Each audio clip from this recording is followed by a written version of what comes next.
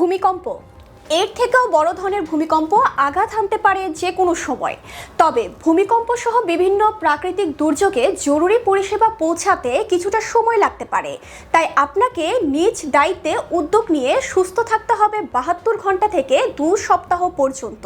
এ বিষয়ে federal emergency management agency বলেছেন, আপনারা ঘরে থাকুন বা অফিসে থাকুন বা গাড়িতে যে কোনো জায়গায় থাকুন না কেন, সঙ্গে কিছু কিট রাখবেন।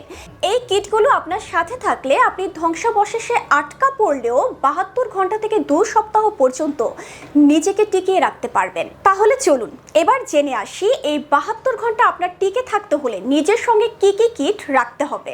প্রথমেই আসি খাদ্য ও পানীয়তে। প্রতিজনের জন্য প্রতিদিন অন্তত আধা গ্যালন বা প্রায় 2 লিটার পানি মজুত রাখার নির্দেশ দিয়েছে ফেমা। শিশু, মা ও অসুস্থদের জন্য বাড়তি পানি প্রয়োজন হতে পারে। সহজে নষ্ট হয় না এমন খাবার যে সব কিছু 72 ঘন্টা থেকে 2 সপ্তাহ পর্যন্ত সংরক্ষণ করা যায়, এই ধরনের খাবার হাতের নাগালে রাখুন। শিশু ও বিশেষ খাদ্য প্রয়োজনীয় ব্যক্তিদের জন্য বাড়তি খাবার মজুত রাখুন। এবারে আসুন জেনে নিই যোগাযোগ ও আলোর ব্যবস্থা।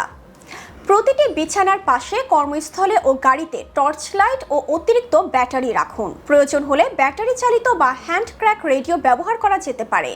ধ্বংসস্তূপে আটকা পড়লে সংকেত দেওয়ার জন্য একটি বাঁশি নিজের কাছেই রাখুন। প্রথম 24 ঘন্টায় ভয়েস কলের বদলে টেক্সট, ইমেল ও সোশ্যাল মিডিয়া ব্যবহার করা উত্তম। দূরবর্তী কোনো আত্মীয়কে জরুরি যোগাযোগের জন্য ঠিক করে রাখতে হবে। প্রাথমিক চিকিৎসা ও অন্যান্য প্রয়োজনীয় সরঞ্জাম বাড়িতে ও গাড়িতে ফার্স্ট এইড কিটে রাখা বাধ্যতামূলক। অগ্নি নির্বাপক যন্ত্র থাকলেও সবচেয়ে ভালো হয়। প্রয়োজনীয় ওষুধ, অতিরিক্ত চশমা, কন্ট্যাক্ট লেন্স সলিউশন, শিশুদের সামগ্রী ও স্যানিটেশন আইটেম সঙ্গে রাখুন। গ্যাস ও পানির ভাল্ব বন্ধ করতে অ্যাডজাস্টেবল রেঞ্জ কাজে লাগবে আপনার।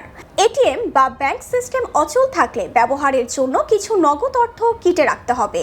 বীমা পলিসি, পরিচয়পত্র ও আর্থিক নথির কপি নিরাপদ স্থানে সংরক্ষণ করুন।